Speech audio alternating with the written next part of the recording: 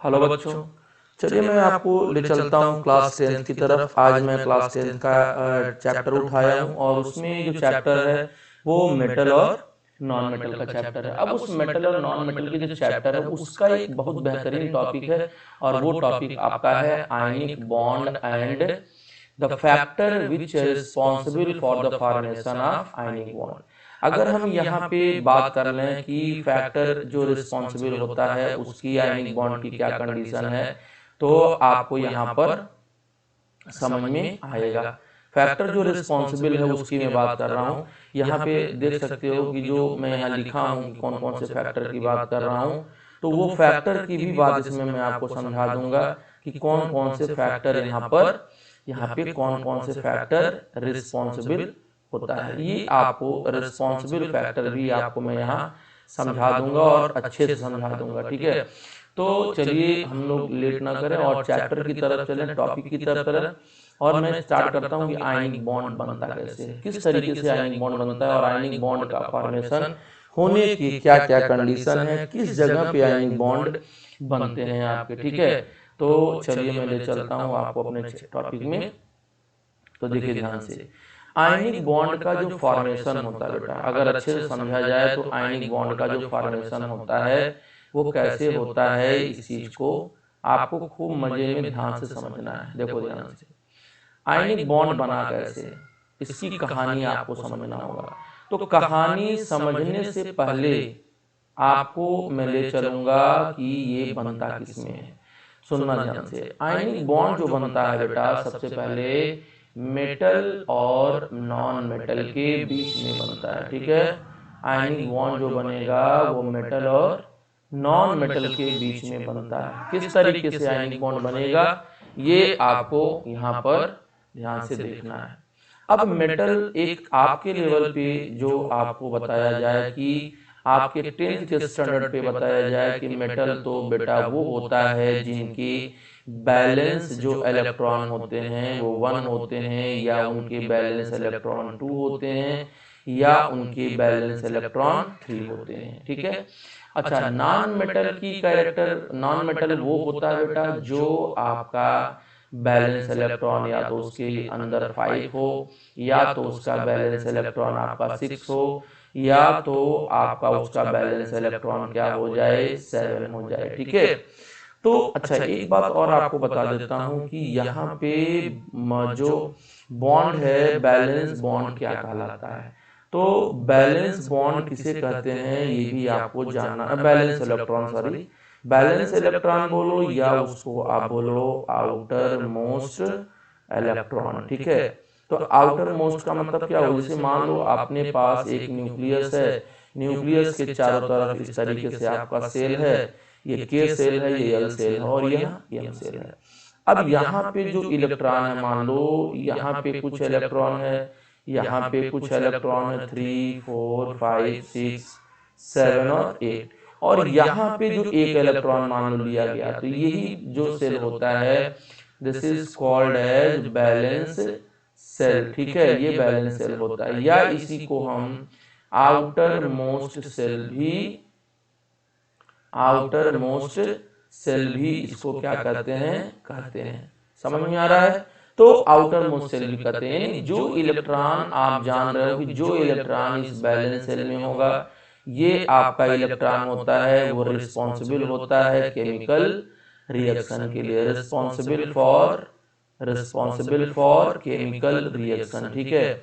यहाँ पे बेटा अंदर के जो इलेक्ट्रॉन होते हैं वो हमारे लिए बेकार है, इसका कोई मतलब नहीं है, ठीक है। या अगर बॉन्ड फॉर्मेशन की बात किया जाएगा तो बॉन्ड फॉर्मेशन भी वही करते हैं, कौन करते हैं, वो जो बैलेंस इलेक्ट्रॉन है। फिर से मैं रिपीट कर रहा हूँ, जो आपके बैलेंस इलेक्ट्रॉन होते हैं वही आपके बॉन्ड फॉर्मेशन करते हैं। जो बैलेंस इलेक्ट्रॉन नहीं होते हैं वो आपके बॉन्ड फॉर्मेशन नहीं करेंगे। ये बात आपको ध्यान से समझ लेना अच्छी तरीके से। तो मैंने आपको ये बता दिया। जैसे मान लिया जाए, एक एग्जांपल ले लेता हूँ आपके लिए, और वो एग्जांपल किसका है, सोडियम का। आप जान रहे हो कि एटॉमिक नंबर 11 है, कॉन्फ़िगरेशन जो आएगा ये आपका जो फर्स्ट सेल आएगा वो 2, 8 और यहाँ पे 1। तो यहाँ पे जो आप देख रहे हैं ये जो इलेक्ट्रॉन है, ये जो इलेक्ट्रॉन होता है बेटा, इस इलेक्ट्रॉन को हम बोलते हैं इनर इलेक्ट्रॉन। ये क्या कहलाता है? इनर इलेक्ट्रॉन कहलाता है। ये हमारे काम का नहीं है, ये एकदम यूजलेस है, बेकार है, ठीक है। और जो मेरे काम का है, जो मुझे यूज करना है, वो ये करना है, इसे कहते हैं आउटर मोस्ट इलेक्ट्रॉन या बैलेंस इलेक्ट्रॉन, ठीक है। इसे बैलेंस इलेक्ट्रॉन कहते हैं और यही रिस्पॉन्सिबल होता है बॉन्ड का फॉर्मेशन करने के लिए। यही क्या होता है? रिस्पॉन्सिबल होता है बॉन्ड फॉर्मेशन के लिए, और कोई भी इलेक्ट्रॉन यहाँ पे बॉन्ड फॉर्मेशन का काम नहीं कर सकते हैं। Responsible for bond formation. तो इतनी बात आपको समझ में आ गई होगी, ये बात आपको अच्छी तरीके से आपके दिमाग में घुस गया होगा, ठीक है। तो ये कहानी आपका बॉन्ड फॉर्मेशन में होता है। तो ये तो मैंने आपको मेटल की कहानी बताई।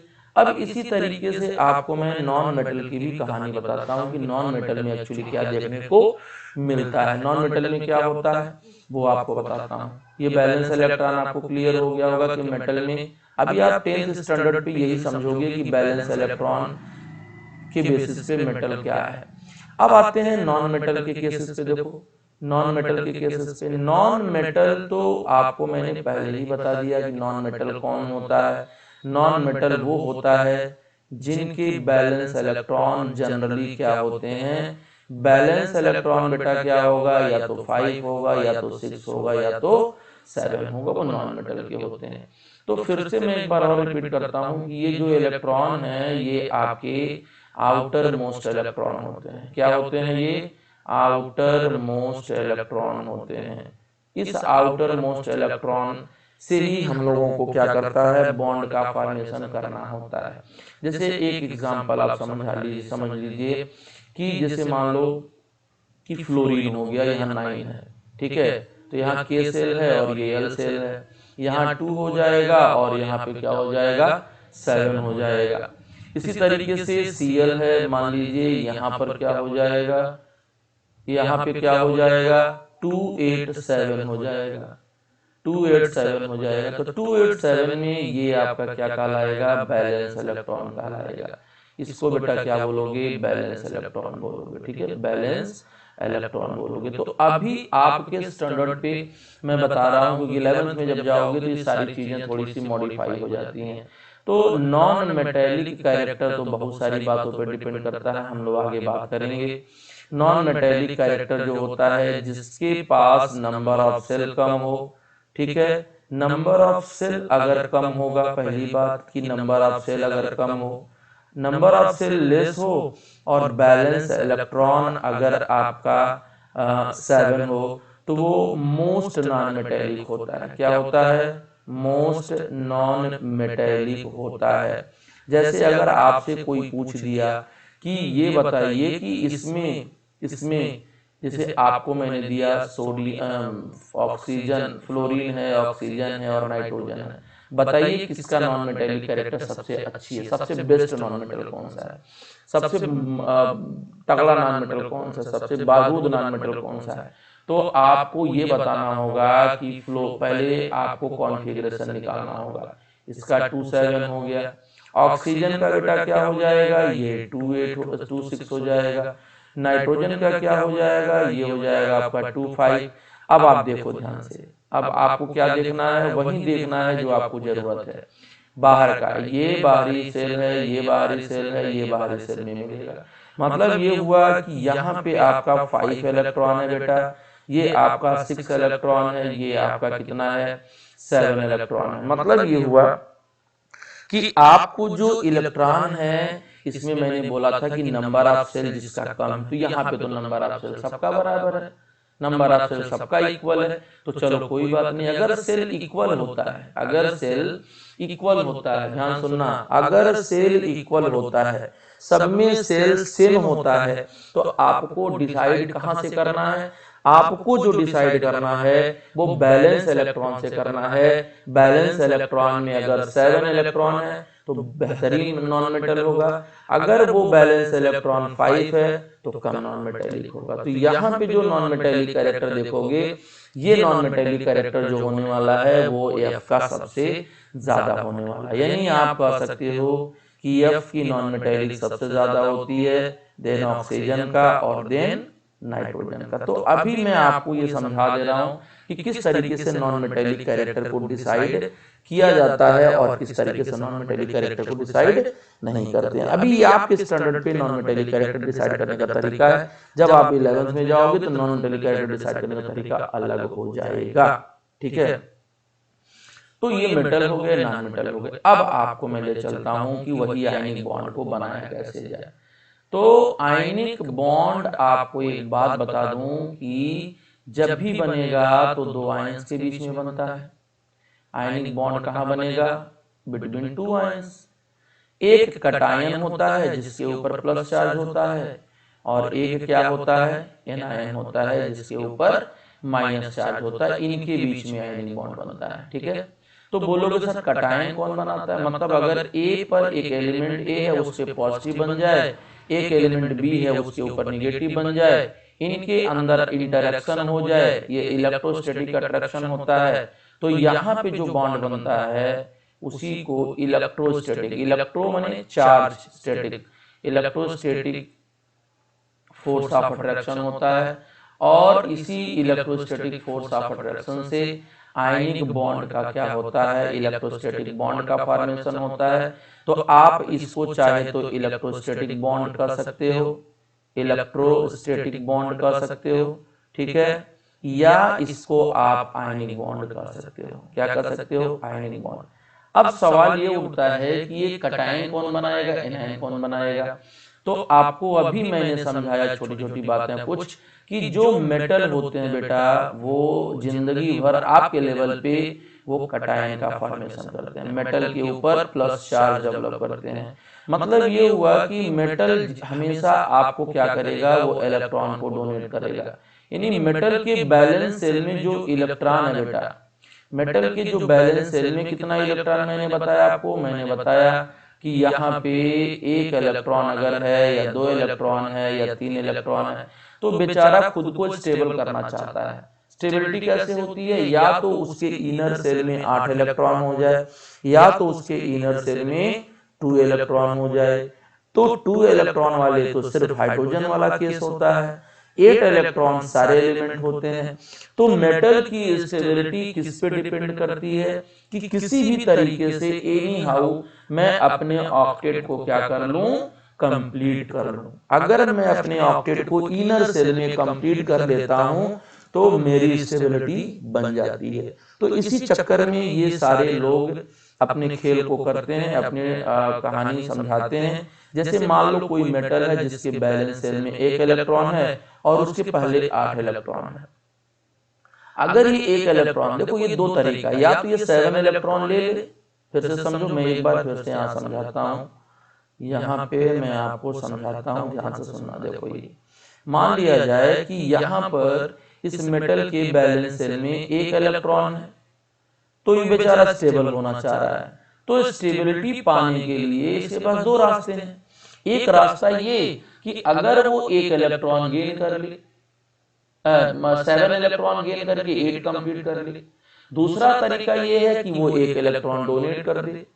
तो आपको पता चलना चाहिए कि एक इलेक्ट्रॉन डोनेट करने में आसानी होगी, एनर्जी कम लगेगी, और 7 इलेक्ट्रॉन लेने में एनर्जी ज्यादा लगेगी। तो जहां एनर्जी कम होगा वही तो रिस्पॉन्सिबल होगा, वही तो प्रोसेस रिस्पॉन्सिबिलिटी शो करेगा। तो यहाँ पे इलेक्ट्रॉन देते हैं ये लोग। तो मेटल क्या करेगा? ये मेटल क्या करेगा? ये बेचारा अपना इलेक्ट्रॉन जल्दी से फटाफट डोनेट करेगा।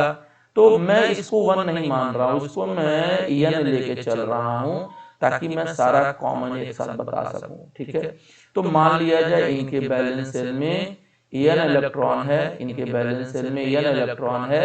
ठीक है, जैसे मान लो 2 8 n हो गया, और n की वैल्यू कितनी हो सकती है?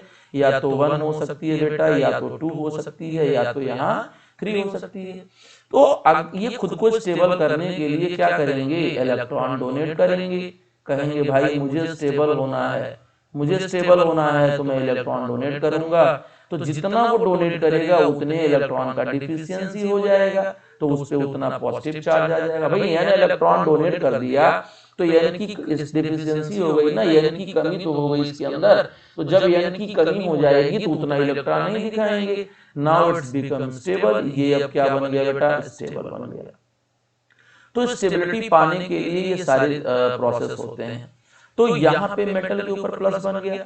अब इसका एग्जांपल समझ लीजिए कि यहाँ N है सपोज कर लो, और इसके पास 8 इलेक्ट्रॉन है, ये फटाफट अपने खुद को स्टेबल करने के लिए क्या करेगा, किसी से कहेगा भाई तू मेरा 1 इलेक्ट्रॉन ले लो ताकि मैं अपने खुद को स्टेबल फील कर लूं, तो ये हो गया। इसी तरीके से सेकेंड एग्जांपल समझ लो कि अपने पास मैग्नीशियम है, मैग्नीशियम के 11 जो आउटर मोस्ट शेल में कितना इलेक्ट्रॉन है, 2 है। ये भी किसी से रिक्वेस्ट करेगा कि भैया तू मेरा 2 इलेक्ट्रॉन ले ले ताकि मैं खुद को स्टेबल फील कर लूं।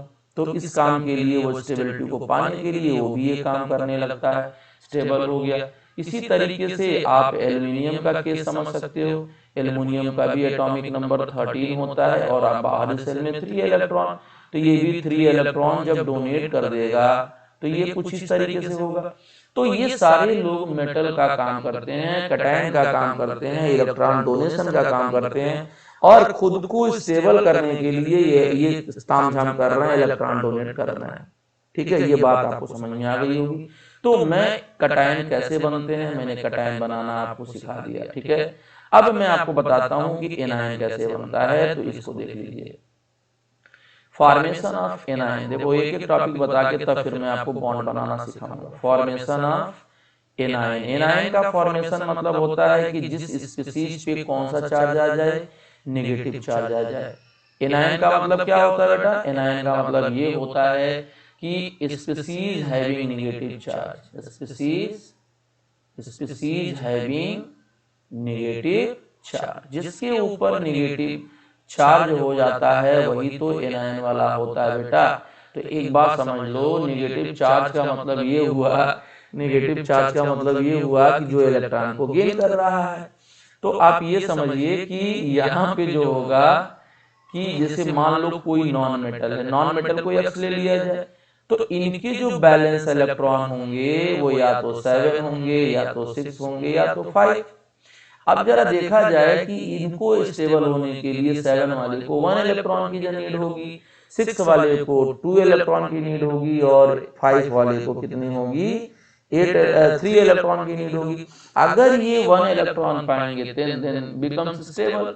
अगर ये 6 वाला 2 इलेक्ट्रॉन पा जाएगा तो फिर वो भी स्टेबल हो जाएगा। अगर ये 5 वाला इलेक्ट्रॉन 3 पा जाएगा देन इट बिकम्स स्टेबल।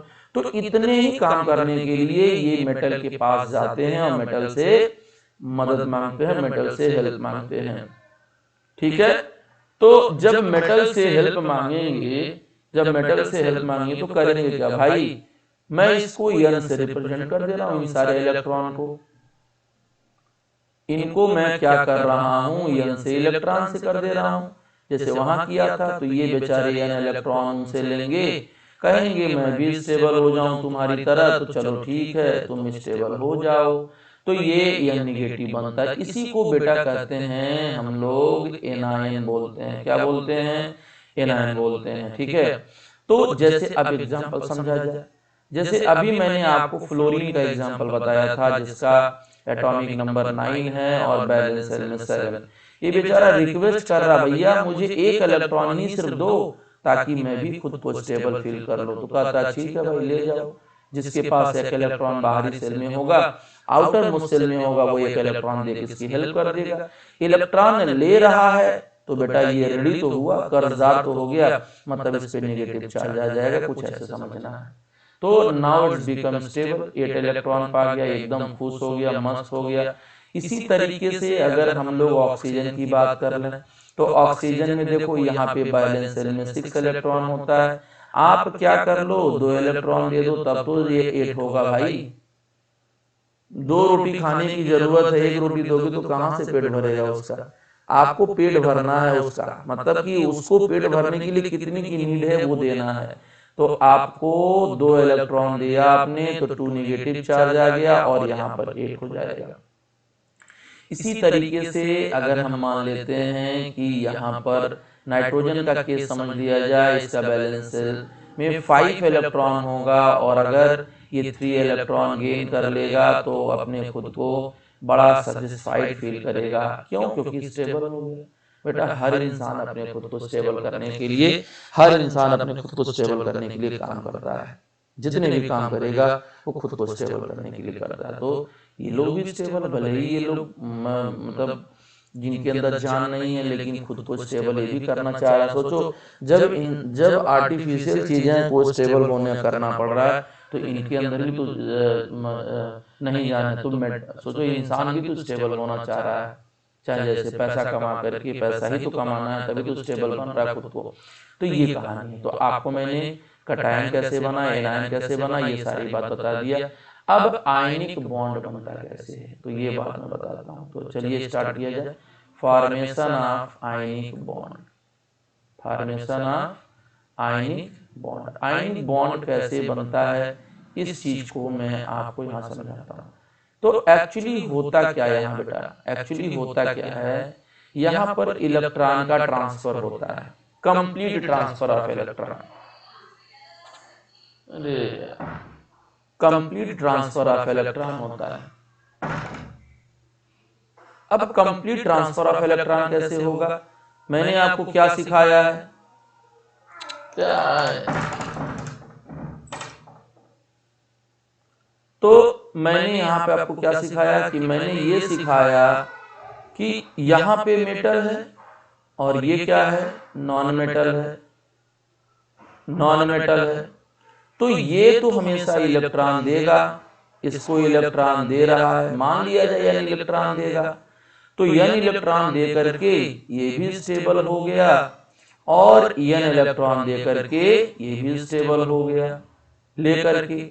तो यहां करते हैं इलेक्ट्रॉन का कंप्लीट ट्रांसफर। क्या करते हैं? Complete transfer of electron. इसे बोलते हैं कंप्लीट ट्रांसफर ऑफ इलेक्ट्रॉन। ठीक है, अब इलेक्ट्रॉन का ट्रांसफर कर दिया। अब क्या होगा यहाँ पर ये देखा जाए तो जिसने दिया उस पे प्लस चार्ज आ जाएगा और जिसने लिया उस पे माइनस चार्ज हो जाएगा।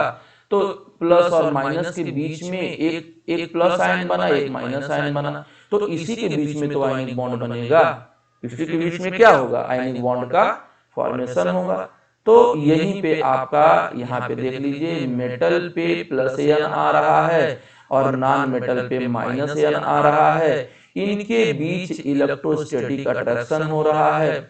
जब इलेक्ट्रोस्टैटिक अट्रैक्शन होगा तो इनका जो बॉन्ड बनेगा वही तो आयनिक बॉन्ड होगा बेटा, वही तो आयनिक बॉन्ड होगा। इसी को तो हम क्या बोलेंगे, आयनिक बॉन्ड बोलेंगे। इसी को तो आयनिक बॉन्ड बोलेंगे या इसी को इलेक्ट्रोस्टैटिक बॉन्ड भी बोलते हैं। This is also called as electrostatic bond. ठीक है, इसी को हम इलेक्ट्रोस्टैटिक बॉन्ड बोलेंगे। डन है। अब आपको एग्जांपल से समझाता हूं तो ध्यान से सुनिएगा। देखिए ध्यान से, ये आपका अगर मान लिया जाए कि Na है, इसके बैलेंस सेल में एक इलेक्ट्रॉन है। तो एक वैज्ञानिक थे जिनका नाम था लुईस। लुईस ने कहा कि जो इलेक्ट्रॉन रिएक्शन में पार्टिसिपेट करते हैं या बॉन्ड फॉर्मेशन में पार्टिसिपेट करते हैं उसको उसके चारों तरफ दिखा दो। तो इस वन इलेक्ट्रॉन को क्या करो, बैलेंस में यहाँ दिखा दो। तो इसे कहते हैं लुईस स्ट्रक्चर, डॉट स्ट्रक्चर। इसे कहते हैं, लिख लीजिए, लुईस डॉट स्ट्रक्चर। ठीक है, डॉट स्ट्रक्चर। और सुनो क्या है, यहाँ पे Cl है, Cl नेगेटिव है। तो Cl के बैलेंस सेल में कितना इलेक्ट्रॉन है, 7। तो 7 वाला जो इलेक्ट्रॉन होगा वही तो बैलेंस इलेक्ट्रॉन है। तो यहाँ पे 7 इलेक्ट्रॉन दिखा दिया जाए, 2 2 4 2 6 एक साथ। अंदर वाले रिएक्शन में पार्टिसिपेट नहीं करेंगे। अब ये क्या कहेगा कि तुम मेरी मदद कर दो, तुम भी स्टेबल हो जाओ, मैं भी स्टेबल हो जाऊं। तो सोडियम कहता है ठीक है भाई, मैं तुम्हारी मदद कर देता हूं। तो इसने एक इलेक्ट्रॉन डोनेट कर दिया, ट्रांसफर कर दिया, अपने खुद को स्टेबल बना दिया। और Cl ने भी एक इलेक्ट्रॉन ले लिया इससे।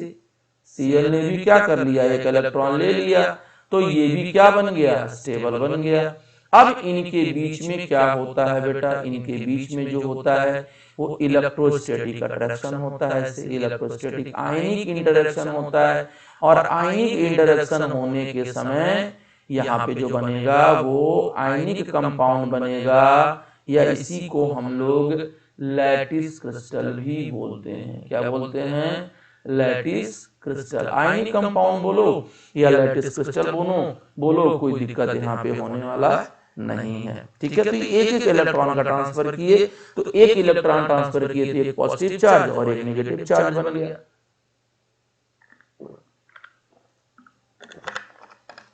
तो ये पॉजिटिव नेगेटिव बन गया। इसी तरीके से अगर आप दो इलेक्ट्रॉन वाले को कंसीडर करते हो, दो इलेक्ट्रॉन वाले को कंसीडर कर लो, तो जब दो इलेक्ट्रॉन वाले को कंसीडर करोगे तो जैसे मान लो यहाँ मैग्नीशियम है, मैग्नीशियम का एटॉमिक नंबर 12 है, जब लिखोगे तो 282। ये भी बेचारा चाह रहा है कि खुद को स्टेबल कर लूं, और मान लो यहाँ ऑक्सीजन ले लो, ये नॉन मेटल है, इसके बैलेंस सेल में 6 इलेक्ट्रॉन है। तो ये लोग क्या करेंगे, ये दो इलेक्ट्रॉन इसके बाहरी सेल में दिखा दो ऐसे लोइस डॉट में, और 6 इलेक्ट्रॉन है इसके बाहरी सेल में 6 इलेक्ट्रॉन दिखा दो इस तरीके से। अब ये क्या कहेगा भाई मैग्नीशियम तुम मेरी हेल्प कर दो, तुम अपने दोनों इलेक्ट्रॉन मुझे दे दो। तो ये कहता है ठीक है भाई, मैं भी चाह रहा हूँ कि स्टेबल हो जाऊं। तो जब दिया तो 2 पॉजिटिव बन गया और यहाँ पे 2 8 बन गया, और ऑक्सीजन ने जब लिया तो भी 2 8 बन गया, इस पे 2 नेगेटिव बन गया। अब जैसे ही आयंस के फॉर्मेशन हो जाएंगे वैसे ही इनके बीच इंटरेक्शन होना स्टार्ट हो जाएगा, जिसे क्या कह रहे हो, आयनिक इंटरेक्शन। इस तरीके से आयनिक इंटरेक्शन होने लगता है और एज अ रिजल्ट यहाँ पर MgO का फॉर्मेशन हो जाता है। ठीक है, तो ये एग्जांपल हुआ। एक और एग्जांपल समझो, Al के पास 3 इलेक्ट्रॉन है बैलेंस सेल में, यहाँ 3 इलेक्ट्रॉन है तो 3 इलेक्ट्रॉन दिखा दो, मेटल है तो। और यहाँ पे देखो आपका अगर मान लो नाइट्रोजन है तो यहाँ पर कितने इलेक्ट्रॉन है इसके पास, यहाँ पर आपका एटॉमिक नंबर कितना है, 7 है ये, तो यहाँ 5 इलेक्ट्रॉन होगा, तो 5 इलेक्ट्रॉन इसके पास है। लेकिन जरा देखो बेचारे दोनों लोग तड़फड़ा रहे हैं स्टेबल होने के लिए, एकदम पागल हैं, स्टेबल होना ही होना है। तो ये क्या कह रहा है, ये कह रहा है कि तुम मेरा 3 इलेक्ट्रॉन ले लो तो मैं भी स्टेबल हो जाऊं। और नाइट्रोजन कह रहा है भाई ठीक है, आप हमारी मदद कर रहे हैं तो अच्छी बात है। तो इस पर आपका क्या हो जाएगा, एल्युमिनियम पर क्या हो जाएगा, ये हो जाएगा 3 पॉजिटिव और नाइट्रोजन पे 3 नेगेटिव, और फिर ये भी 2 8 हो जाएंगे, ये भी 2 8 हो जाएंगे। तो इनके बीच क्या हो जाएगा, अट्रैक्शन हो जाएगा। क्या हो जाएगा, अट्रैक्शन हो जाएगा, और फिर जाकर के फिर ये क्या बना लेंगे, AlN का फॉर्मेशन करते हैं, जिसे कहते हैं एल्युमिनियम नाइट्राइड। क्या बोलते हैं इसको, एल्युमिनियम नाइट्राइड, आप समझ सकते हो। तो ये कहानी रहा आयनिक बॉन्ड बनाने की। तो आयनिक बॉन्ड हमेशा याद रखना मेटल नॉन मेटल में ही बनते हैं और किसी के अंदर नहीं बनेंगे। यहाँ पे अब आपको मैं बताता हूं कि कौन कौन से फैक्टर्स हैं जो आयनिक बॉन्ड बनाने के लिए रिस्पॉन्सिबल होते हैं। तो थोड़ा सा मैं बात करूंगा factor affecting the formation of ionic bond, factor affecting the formation of ionic bond। ठीक है, अब आयनिक बॉन्ड का फॉर्मेशन कैसे होगा ये आपको यहाँ पर समझना है। आयनिक बॉन्ड कैसे बनेगा ये आपको समझना है। तो पहला फैक्टर जो होता है वो पहला फैक्टर होता है यहाँ पर कि